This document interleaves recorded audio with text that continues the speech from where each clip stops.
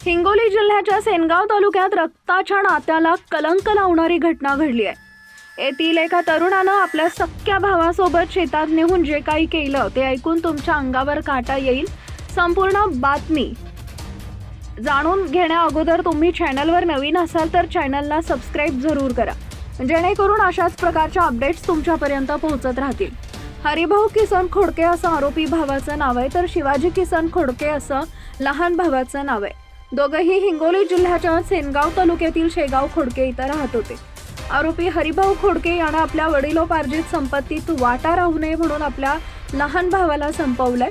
घटनेच्या दिवशी आरोपीनं कामानिमित्त लहान भाऊ शिवाजी याला शेतात बोलावून घेतलं होतं। भाऊ शेतात आल्यानंतर आरोपीनं मित्र पवन आखाडे याच्या मदतीनं भावाची गळा दाबून हत्या केली। यानंतर दोन्ही आरोपींनी शिवारातच खड्डा खोदून शिवाजी खोडके याचा मृतदेह पुरला। हे प्रकरण एवढ्यावरच थांबलं नाही, तर हत्येचा संशय आपल्यावर येऊ नये म्हणून आरोपी भावानं गोरेगाव पोलीस ठाण्यात जाऊन लहान भाऊ हरवल्याची तक्रार दिली।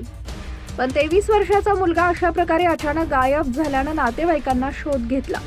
त्यांनी शिवाजी याला विविध ठिकाणी शोध घेतला। यावेळी नातेवाईकांना शिवाजीचा मृतदेह शिवारातील एका खड्ड्यात पुरल्याचं आढळून आलं। हा धक्कादायक प्रकार उघडकीस आल्यानंतर पोलिसांनी आरोपी भाऊ हरिभाऊ खोडके आणि त्याचा मित्र पवन आखाडे याच्या विरोधात हत्येसह विविध कलमा अंतर्गत गुन्हा दाखल केलाय।